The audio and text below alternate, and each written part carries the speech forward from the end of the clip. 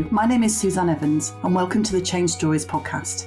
This is a podcast for people who are interested in creating change, whether that is within organisations or for individuals. In each podcast episode, I will have a conversation with someone about their work to share their story. Each story and conversation will provide you with ideas and inspiration for your own organisation or for you personally. To find out more about each episode, including further reading, and to share your change stories, go to www.changestories.co.uk. Hello and welcome to the Change Stories podcast. My guest today is Dr. Jacqui Rigby. Hello, Jacqui. Thank you for coming on. Hi, I'm really enjoying this already.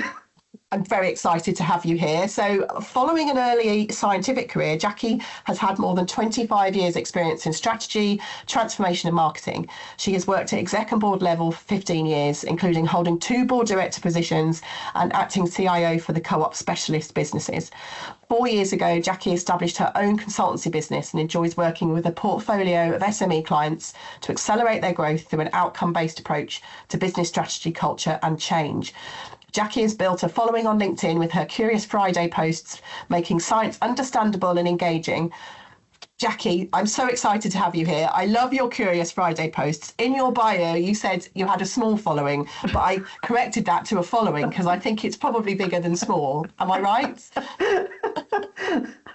I've got a little core fan club, but it reaches all sorts of people, and depending on the topic, then you pick up people from, to like third plus connections because that particular topic's interested them. Because I talk about everything from black holes to why do we swear, do animals take drugs and drink, through to how do your fingernails grow and all sorts of things. So there's usually something one week that tickles somebody. This week was about rainbows, so it can be anything that I've just found some interest in.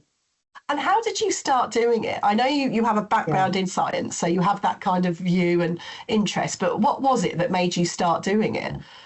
It's a really good question. It was during the dreaded COVID, actually. So it was two things. One, I read an amazing book called The Human Edge by Greg Orme, which is about our human capabilities in an AI world and how to actually enhance our human capabilities that AI is not in a position to actually replicate. And one of those aspects is curiosity. And I'm a scientist, right? Yes.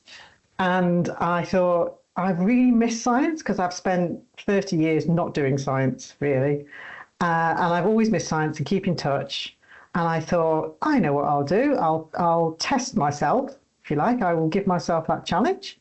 I will take that desire to enhance my curiosity, combine that with my love of science so that I've actually got a reason to read about science. And actually, I wanted to get better at storytelling. I wanted to get better at writing content. I wanted to get better at communicating at different levels because it's such a skill. And I've seen people do it really well. I've seen people do it really badly. And I always sort of felt, I'm sort of in the middle. And actually, so for all those reasons, and of course, there's nothing to do during COVID, other than stare at the same 4 walls. So it was just an amazing thing to do. So I started doing it selfishly for myself. And then what happened is that people got interested. And then you go, actually, this is a really brilliant way to communicate what I love in science so that people can actually start to relate to it. You might not pick up a book about black holes, but you might read a post that I've written about black holes and just go, okay, I sort of get that now. I'm enjoying the communication of science to the wider world because science is just amazing and it's great to share it. And I do think your storytelling in your posts is amazing. And it's one of the things that really stood out for me when I first saw them. So that aspect of it, I think, is why it's so engaging. So it's the content, which is obviously really interesting. But the way it's written in such an engaging but also easy to interact with way that I think even if people aren't looking at it from the science content, they can learn a lot in terms of the way it's written, in terms of improving their own communication. Yeah, and I think that's that. Thank you very much for saying that. It's really, really kind. And I think that's the feedback I tend to get is that it is engaging. People get different things out of it, which is wonderful, right? Some people will get the funny bits. Some people will get a bit of information that they can then share with their kids around the breakfast table. some people say, well, I'm going to talk about that at a dinner party, make myself sound, like I know what I'm talking about. Some people just go, oh, wow, I never knew that. And it's something that's in everyday life, like a rainbow. And I think that's the joy of it, is that everybody gets something different out of it. And that again is part of your storytelling, is that people can relate to their world and take something from it. So yeah, I try to keep it light and engaging and put different angles on it, if you like, to appeal to people in different ways. Do you have a particular favourite? Because I know what mine is, but I'm wondering what yours is. Is it like naming a favourite child? Is that it is. I don't know if I could. Some of the physics ones are probably my favourite because that's not my background. Okay. So my background's biochemistry, so biology, chemistry, that side of things is where I would naturally go. So for me, I suppose I'm most proud of the ones where I've understood black holes well enough to explain it to an audience, because that's harder for me to do. So it's more of a challenge, and I like a challenge, than it is writing about bees, which is really interesting for people, but actually it's a lot easier for me because so it's the physics ones that probably are my favorite, but that's again a very selfish reason. That's really interesting, because I think I would feel the same. So it's that kind of that taking something that's complicated and being able to communicate it in a way that people who are non-experts can understand, because something like black holes is fundamentally difficult to get your head around, isn't it? And I have a real blind spot with physics, but dating back to GCSE physics, which I found almost impossible.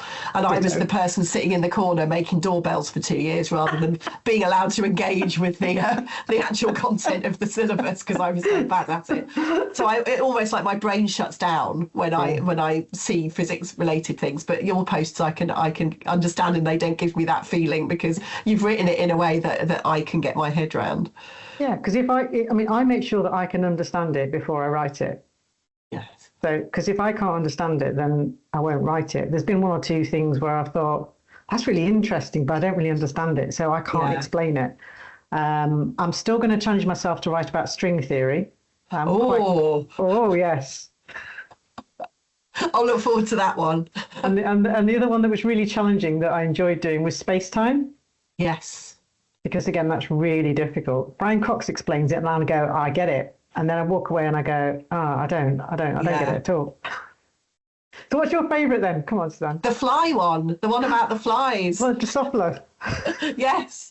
But I think for me, it's because I had that personal connection with it, which you know about. So my dad's first job was in a fly cupboard looking after flies as part of, he worked for a company that made chemicals for farms, so sheep dip and things like that. So he worked in the lab there, and they used to take bits of wool and then test the product on them, and he had his fly cupboard that he had, which they used to use to breed the flies for doing the testing. But he had a bit of a sort of a naughty streak, in that he used to sometimes try and breed like a super fly that was immune to everything, but he never released it into the world, so he assures me. But when I read that, it was so lovely, because I understood what it was about, because my dad had obviously told me his experiences in the fly cupboard, but I could also then take it to him. He's not on LinkedIn because he's retired, and I could show it to him, and he loved it. So yeah, that was my favourite.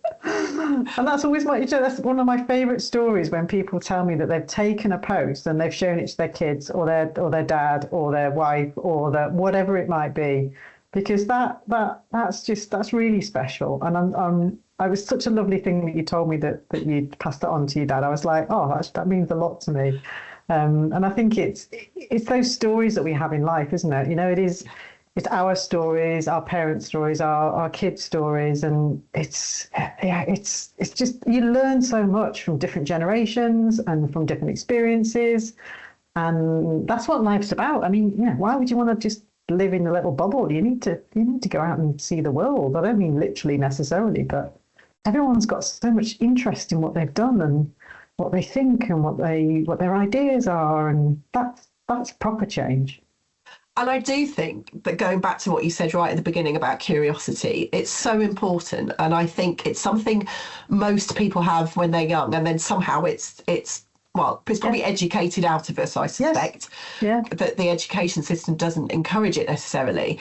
But for me, in organisations, and the point you make about creating change, is that curiosity that you need to have to be curious about what a future might look like, and to be curious about how you can get there. And I think it's something that we don't see enough of in organisations. I don't know what your experience is, but that's definitely mine. No, I'd agree. And also even something, if you like, more basic than that, which is being curious about your customers. Yes. Right? Because so many businesses I work with, and one of the things I do is to ask them for some background documentation when I start work with them. And I always ask, have you got any customer research? Doesn't matter whether it's quant or qual or whether it's formal or not. And the answer usually is no. Or at best, you get something which is vague. We've got some feedback scores. We've got some compliments and complaints somewhere. Your customers are the reason that you're in business. Yeah. Yet so many businesses are not curious enough to actually go and talk to their customers to ask them what their needs are, what their pain points are, whether the problems, they're solving their problems. What other problems have they got that they might solve? They don't start with the customer. They don't have that conversation because it's almost inconvenient. Yes. So if I ask the customer, then they might tell me something that means I've got to go and do something that other than what we're already doing, and that might not be what we want to do. So yeah, the lack of curiosity also means you don't ask the right questions. Yes. Yeah, and I think questions. It is, and I do think there is a fear, as exactly as you said, that it might lead us down a path we don't want to go down. But also, when I think about leaders, we might be asked a question we don't know the answer to, so we don't want to ask that question because then we'll look stupid. Yeah, and it's so limiting and so damaging. Yeah, and I think it's hard, isn't it, when you're leading a business and when you're running a business, and I've been there. You get so stressed dealing with the day-to-day. It's a lot easier if you narrow your world, right? So I understand it. I completely empathize because I've been there myself, because it's just, I can't take new information. I don't want to know because I'm going to have to do something different. And I'm already stressed up to the eyeballs, and so are my team, and da-da-da-da-da. And so I do get it. And that's the joy of actually having somebody outside that hasn't got all that baggage to help you have that, to hold up the mirror, as they say, which I do like. I know it's a bit corny, but actually to hold up the mirror to what's going on, and then open up the conversation about possibilities. I do a lot of coaching with SMEs as part of what I do. I had a call this morning actually with somebody, and we were talking about growth opportunities. And they'd got 5 different growth opportunities as a possibility. And we just talked it through. And then I asked a few questions, like, which one is closest to your goal for where you want to take the business? Which one's the easiest to do? Which one's the most value? And very, very quickly, she worked out the answer for herself. Yeah. But as she said, I said, well, you knew the answer. She said, yeah, but if you hadn't asked me those questions, that was what made the difference. I don't know whether you remember, but we spoke a while ago, and you said something to me which I wrote down at the time, and you said you can't read the label from inside the jar. Yes. And that has really stuck with me since we spoke last, because it's so true that when you're in it, as you said earlier, you're either too busy or you can't ask yourself the right questions. So you can't see the whole picture. And this is why having somebody like you or like me or like anyone to ask you these questions is so valuable for leaders, isn't it? It is, and it's hard to explain that sometimes to somebody until they've been through it and then they get it. Yeah. It's knowing how to sort of talk people through so that they have worked out the answer by the time you've got to the end of the conversation, but you've asked the questions to guide them. Yes. And that's, I always feel it's like you're just plotting your way through and following where their brain goes and picking on questions that allow them to then come to their own conclusion, which is a million times more powerful than somebody that goes in and goes, here's the right answer. Yes. Which for me never works, right? If somebody comes and tells you the answer, then it might look great on a PowerPoint slide and it might, sing and dance and it sounds really exciting. But as leaders, you're not necessarily quite bought into it in the same way. It doesn't sit in your heart. And having those more, if you like, coaching level conversations can make a big difference to a leadership team finding their own way through me being curious when I do it and asking them questions with that, knowing that I'm trying to help them get to their goal, not my goals. I always say to them, this is your business, it's your goal. It's not mine, it's not my decision. I'm here to help you use my experience, ask questions, prompt you, challenge you, cajole you, all those things so that you can actually then work out the answer for yourself. And it does need to be somebody separate, doesn't it, from the organisation? Because I remember a few years ago I had some coaching myself, and my coach, one of the first things she said to me was, you can't get this from someone you already know, so a family member or a friend, because they come at helping you from a different perspective. So they will want to tell you what you want to hear, and they'll be supportive of everything that you want to do, even if that's not the right thing for you to do. Whereas a coach who's trained and knows what they're doing can do exactly as you said, that kind of prompting, cajoling, questioning, curiosity to explore the world with that person, but in a way it's not emotionally connected. So exactly as you said, it's not you, it's not your business. You have no skin in the game of the outcome. Your objective is to help them get to the point where they are at the right place for them. Absolutely. And it's also asking the questions that actually are really bothering them. Yes. Quite often there's some people related stuff. Quite often there's, you've got some leaders who are risk averse, some who are really happy to take lots of risks. You've got, which way do we go? Do we go heavy in investment or do we keep the cash in the bank? So you've got those types of decisions which quite rightly are you've got the healthy tension that sits in a leadership team on things like that. And that's a good thing, because if everyone thinks the same thing, probably that's another conversation that you also make sure they're not just like group thinking. But that's always quite interesting as well, because some, as you'll know, lots of leadership teams suffer because they can't resolve that tension. It becomes a negative tension rather than a healthy tension. And it's the sort of invisible stuff that I do when I work with businesses. So I might be going in and talking about culture. And, there's a process I go through, which is, you get the data, you analyze it, you hold up the mirror, you show what the culture looks like now, all done anonymously so everyone can say what they think. And then you go, okay, now what culture do you want to build in the future that aligns with your goals? But all around that, there's a wrapper around it, which is that sort of, which probably most of them don't even notice. It's asking the questions, it's prompting, it's spotting where things aren't joined up, and then deliberately actually forcing a conversation that at least brings that to the surface. And it's difficult to write that down and difficult to explain to somebody because it's sort of the invisible glue of change, right? Yes. Yeah. I remember an old former MD of mine many years ago when I was change director. And he said to me, thing about change, Jacqui, is, you won't get your reward on earth. You'll get your reward in heaven. And it's true, because what we do, a lot of people don't really understand or see what it is, because it's much more, it's an art and a science combined.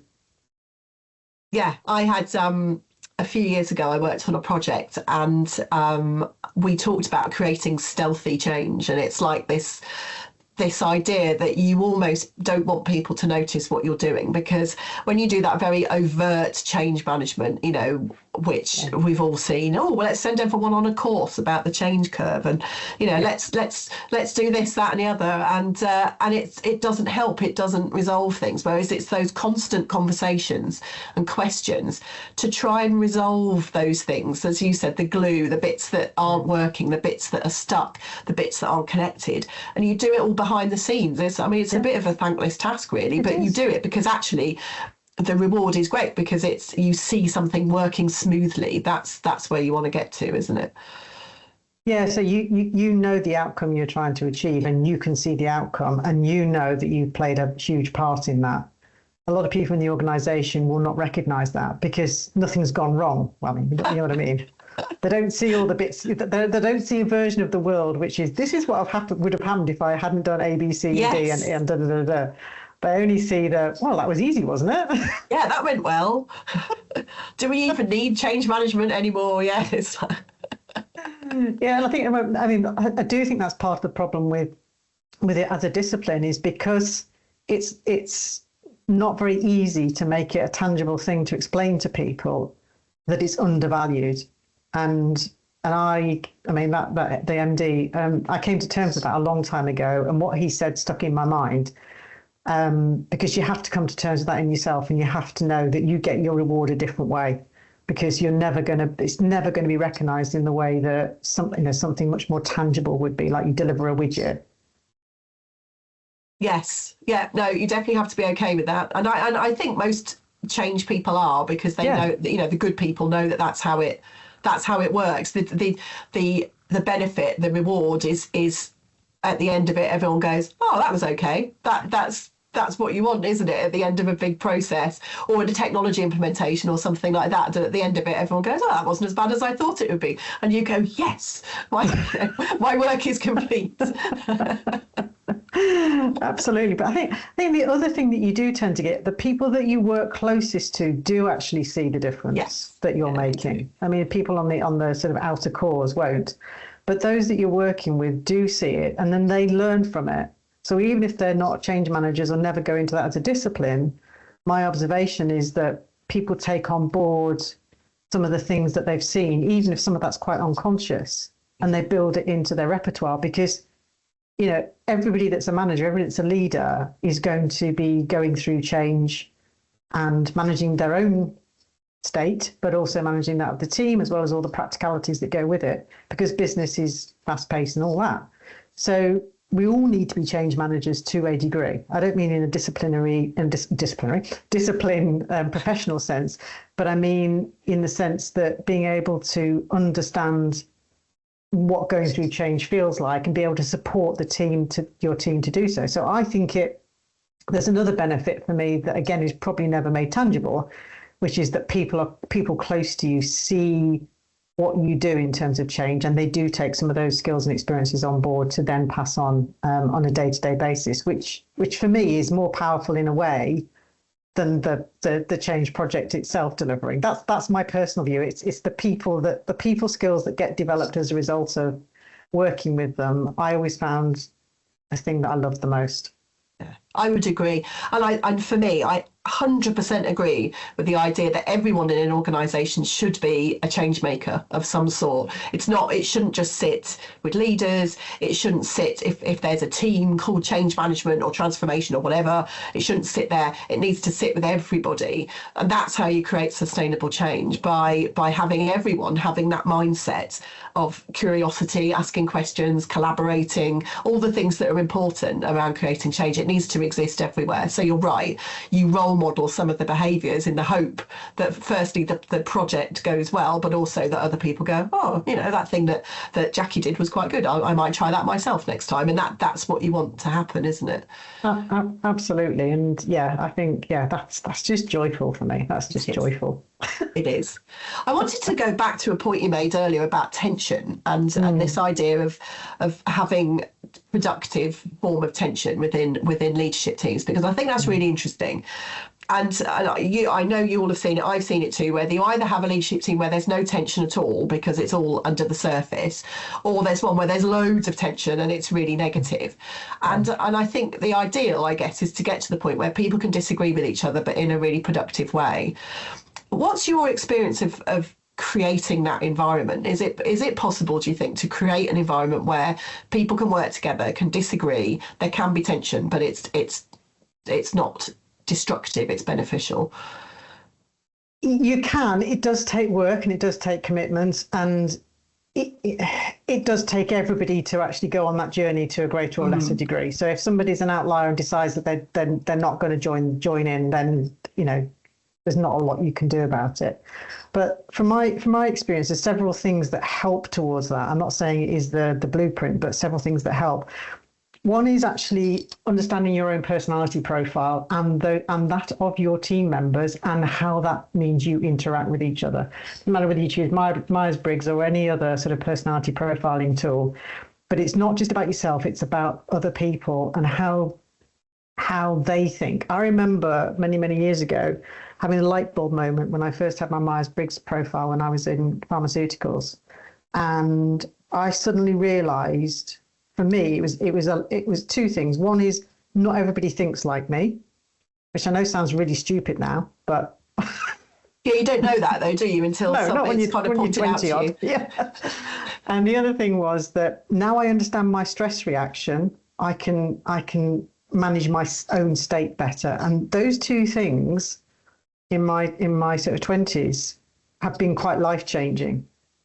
And that's because I understood myself better and understood other people better. And I have used that knowledge for the rest of my career to understand that the way I think is not the way that somebody else is best influenced and the best collaboration. So I'm looking about, how do I adapt to align with the way that they think. Now, I don't get it all, I don't get it right, I don't get it perfect. I'm not saying, but I'm striving constantly to go, that person's a visionary, that person's a big picture person, they've got a low attention span, they like, whatever. Right, how do I adapt my style towards that? Because I'm a analytical, big picture, but analytical. So I can talk for hours, as you'll know, Susanne. So it's things like that. So understanding that how you work as a team is really important. The other thing is you have to have common goals. You have to have common goals, because what often holds people back in a leadership team in terms of having the right level of healthy tension is you're not all pointing in the same direction, or you don't even know where you're pointing.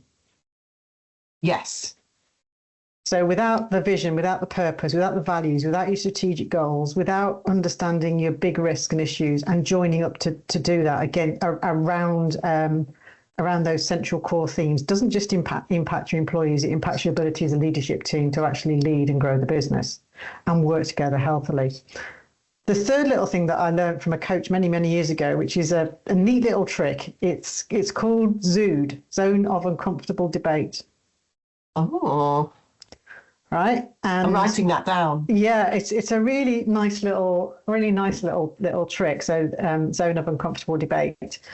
So the idea of this, in essence, is that when you've got something that you know is going to be a difficult thing, the elephant in the room, thing that nobody really wants to talk about, think for whatever reason, either because it's difficult or because you think very differently to Fred sat across you, then you declare, right, we need to ZOOD this. Because by declaring it, you've immediately created that environment that says we're now in a safe environment where we're going to ZOOD. So this is when you've matured, right? So you've got to go through the process, obviously. So everybody knows that you're going to go into a state of tension. The purpose of the ZOOD is that you stay and hold the tension until you're starting to resolve it. Because as you know, what happens is sometimes if it gets a bit difficult, everyone just backs off. Yeah. There might be a couple of people arguing in the corner over there, and everyone else just sits there going, oh my God. If you can get the team to work together to actually accept that it's going to be uncomfortable, you stay and feel uncomfortable. Now that's the maturity, but you need the other. You can't just start with that. You need the other bits first, which is why I put it last. But that for me also has been really valuable to stop the point where you're just not having the right conversations.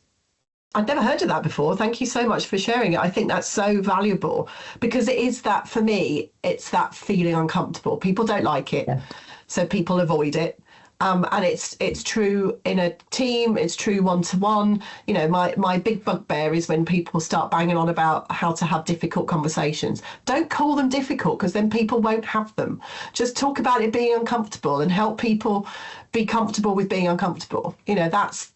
we all have to get better at that. And just like you, I get stuff wrong all the time. With all of this, I have self-awareness. I have the same experience as you as a fairly newbie into consulting, did the profile and was like, oh, okay, that's why I think like that. And that recognition of I have no attention to detail at all. So when I'm dealing with someone who has, I have to be different. Otherwise, they're just going to find me annoying. So it's that sort of thing that we all need to have. But also it is that be comfortable with being uncomfortable. And I think that if we could get organisations and individuals better at that, it would make such a big difference. No, I'd agree. And I like your point about reframing difficult conversations to being uncomfortable conversations, because particularly in the British culture, we tend to be very uncomfortable at giving feedback. It comes up time and time again. Yeah. You're nodding, so yeah, I know. Oh yeah, yes. And it is difficult. I mean, most people do not like doing it, and either what happens, they do it really badly, or they don't do it at all. And I'm not sure which is the worst of those. They're both equally just like horrendous. They don't do it at all. They do it badly, and then the consequence of that, and then they get annoyed at the consequence of that, and then they don't resolve it, and it just gets worse and worse and worse. I always think that if you've got values and then you've got behaviours that link to those values, including what I got this from the co-op, and I still use it with clients today, red flag behaviours. So as well as here's a series of behaviours that are typical that align with that value, here's some red flag behaviours, because that allows you to have a slightly easier conversation around feedback, because you can actually phrase it around the values and you can phrase it around the red flags. Because if you embed that philosophy in your business and then you apply it, then it's less personal, because it's not my opinion about your behaviour. This is the business values. These are the business behaviours we expect. These are the red flags. That actually is a conversation where it's bad and we need to actually address that. Then it's a lot easier for people to frame the conversation than it is just around a behaviour per se. I like that. Yeah, because I think I've seen it so many times where people have tried to give feedback and have done it in such a bad way because they've sort of pussyfooted around it a bit or been all woolly, and then people don't understand what it means. You just got to say it. But if you've got that structure to do it, and it sort of takes away the emotion, doesn't it? And makes it a lot easier for people to cope with. It does, and also having the conversation about actually what's the future behaviour you're looking for. So rather than it just being a stick of don't do that anymore, yes, actually be able to articulate the behaviour that you're looking for in the future, because then somebody's got something they can act on. Because otherwise they'll walk out the conversation going, well, they didn't like that, but what do I do instead? Yes. Yeah, or the other corker, which I've had quite a few times in my career, just keep doing what you're doing, which is just the worst feedback ever. Well, what do you mean? I don't know what I'm doing. I'm just doing my thing. What do you want me to do? That's just lazy management, if I do. Isn't it? Just keep doing that. Just do that again. What? The other thing you said that I really liked as well is this idea that the acknowledgement that no matter how much you know about all this stuff, there will be times when you don't get it right. And I think if more people could feel comfortable with that, that would really help, because I think what stops people from doing some of this stuff is the fear of getting it wrong. Whereas actually, if you know you probably will get it wrong from time to time and you have a strategy in place for that. I had this conversation with someone I was coaching a few weeks ago, and he said, oh, I'm really worried about getting it wrong. And I said, well, okay, what would you do if you did? And we started talking about that, and he said, well, I'd probably just apologise and start again. And I went, and would that be okay? Yes, it would. Well, fine. That's it. That's the strategy. So you don't have to be perfect. You're a human being. You can get stuff wrong. You just have to acknowledge it, apologise to the person if you've upset them, and carry on. So I think if everyone could loosen up a bit about that, that would make life a lot easier. No, I'd agree. And again, it goes back to how we're educated and how we're brought up, isn't it? We're tested from a very young age, and we're rewarded based on success, not on failure. We see failure as a negative thing rather than a learning opportunity, which again is a science thing. One of my favourite quotes ever is Brian Cox. The essence of science is to be delighted to be wrong, because every time you're wrong, you learn something. I love it. Right? And I know that off by heart because it's not just about science. That's about life. Yeah. Right? It's if you can switch away, and it took me years and years and years to switch away from seeing failure as a negative, and rather than failure as a learning experience. And even the word failure is it's the wrong word. A bit like you were saying about difficult conversations. It's a learning experience. And I always say to people when I used to have teams reporting into me and new teams, I used to say, you'll make mistakes, things will go wrong. Two things I ask. One is tell me early so that there's no surprises for me. And secondly, learn from it. Yeah. If you keep making the same mistake, we might have a different conversation, but I don't mind mistakes. And in fact, even when I worked in travel, one of my things I said to the team was, unless we're making some mistakes, it means we're not taking enough risk. Yeah. Because if we play safe all the time, it's really difficult to change the way the business works and to actually grow and to create new opportunities. Because all we do is we play safe with what's already worked in the past. It doesn't drive growth. You have to be curious enough to actually try something in a controlled way. I'm not saying go mad and just like randomly go and buy a sausage factory, which is my usual analogy when you work in travel.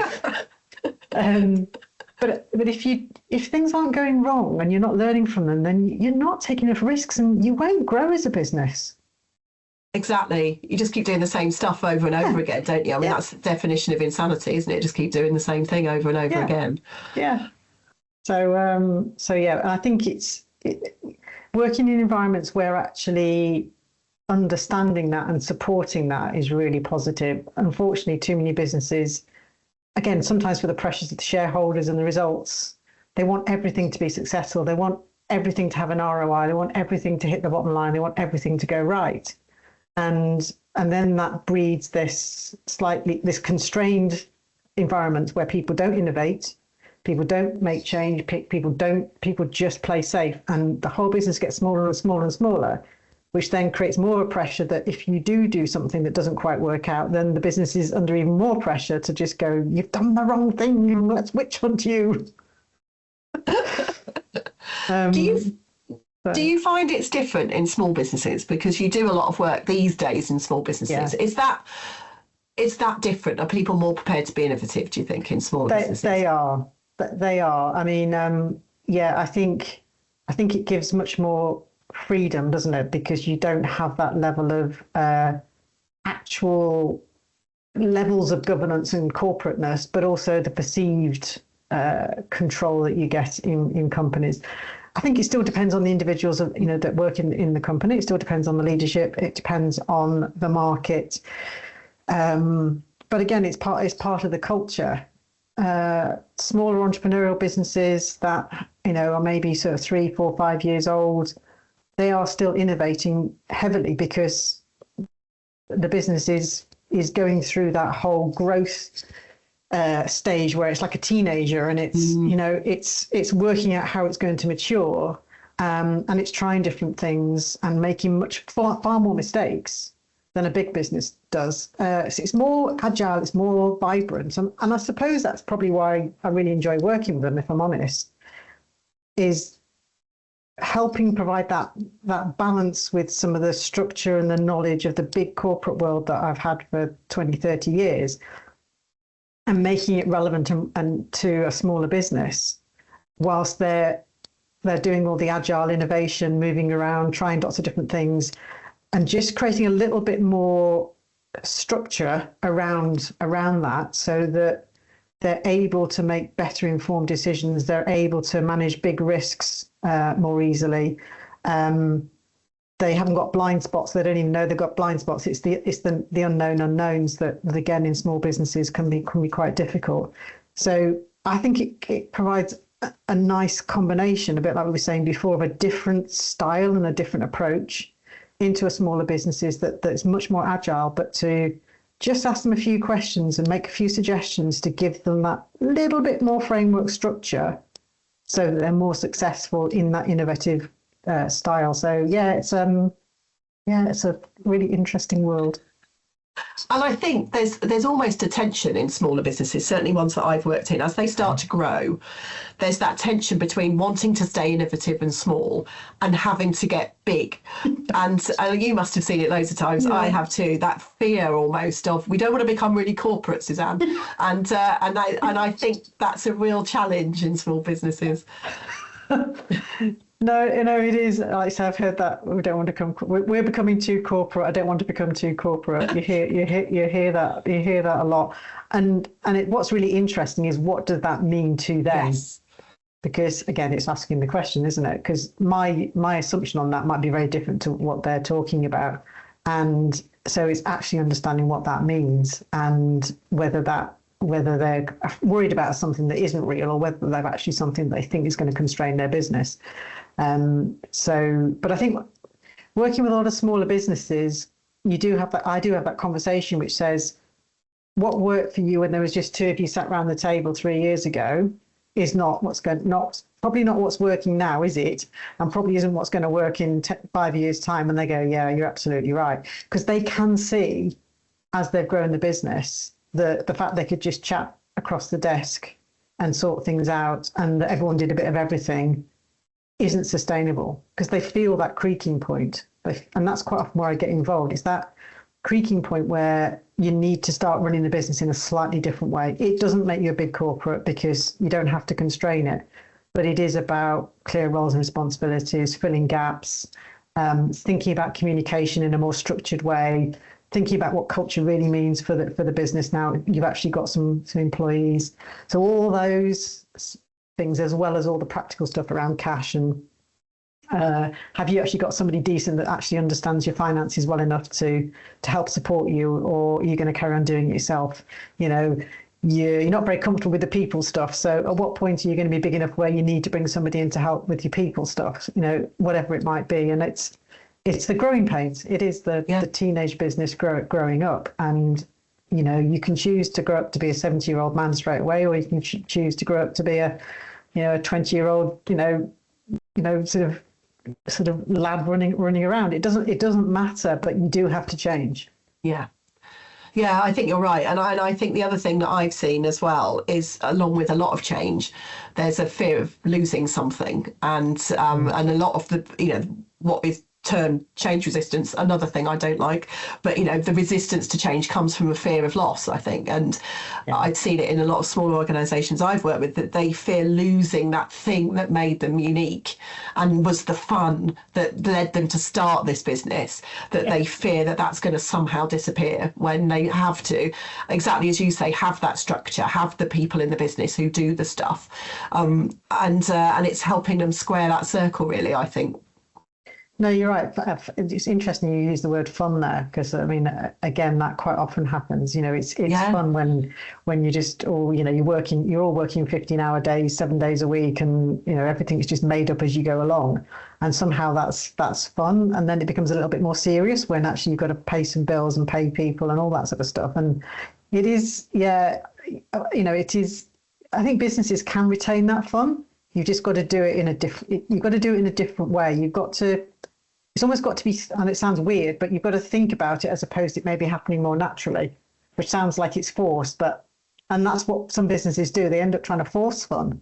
It's like, well, we'll have pizza Fridays and we'll do this and we'll do that as a team, and we'll get everyone together after work. And you can't force fun. People start to hate that after a while. They just dread it.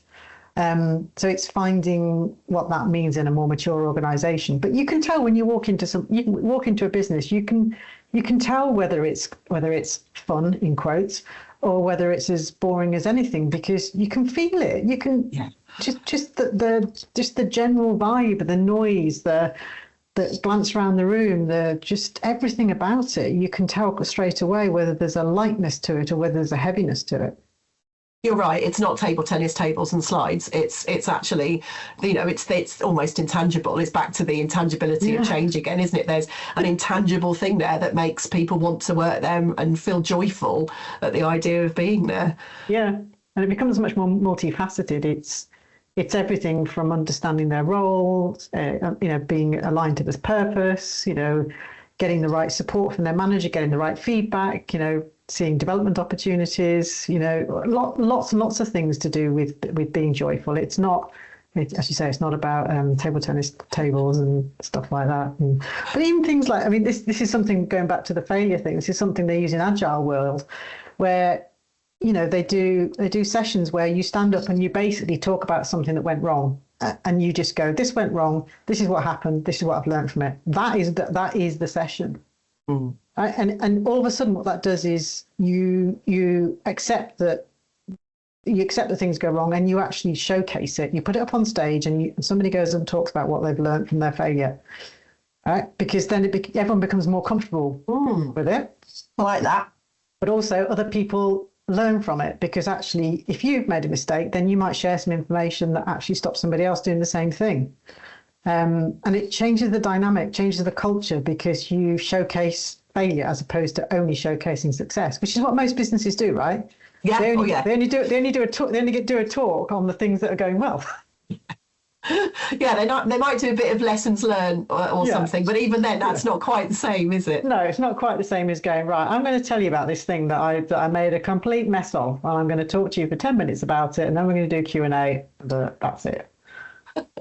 How great is that? But again, that's part of the joyful and fun bit, because you can have all of a sudden you're having a laugh, if you like, at what goes wrong. You change the environment that you're working in, from it being a negative thing about failure to a learning and a positive, fun thing about failure. That's great, isn't it? Yeah, I absolutely agree. We need to have more of that, please. More of that, please, in organisations. Yeah, I've just reminded myself, actually. I must suggest that. Write that one down. I can't quite believe it, but we've run out of time. It's absolutely flown by. I've absolutely loved speaking to you. It's so many learnings there for listeners and for me as well. So thank you for sharing all your wisdom. It's been brilliant. Oh, thank you. I've really enjoyed talking to you, and we've got so much in common. It's been fantastic. Thank you, Susanne. So if people want to find out more about you and the work that you do, where's the best place for them to have a look? Best place is on LinkedIn, Dr. Jacqui Rigby on LinkedIn. Come and have a look at my Curious Friday posts. See what you can learn about black holes and fingernails and rainbows. And that's the best place to find me. Awesome. And I definitely recommend the Curious Fridays. I've learned a lot, more than my science lessons at school. So thank you. Jacqui, thank you so much. It's been a joy as ever to talk to you. Thank you for coming on the podcast. Thank you. Thank you so much for listening to this episode of the Change Stories podcast. I love this conversation, and I hope you did too. Thanks as ever to my wonderful guests and to Pete Morgan at Monkey Pants Productions for making the podcast sound amazing. If you want to find out more about this or any other episodes of Change Stories, go to www.changestories.co.uk, where you will find all the episodes and show notes. If you have enjoyed listening, please rate and review the Change Stories podcast on your podcast listening platform. And do please let me know if you have ideas or requests for future episodes. You can contact me and find out more about change and storytelling on my website, www.feldsparconsulting.com. Thanks again for joining in with the Change Stories conversation.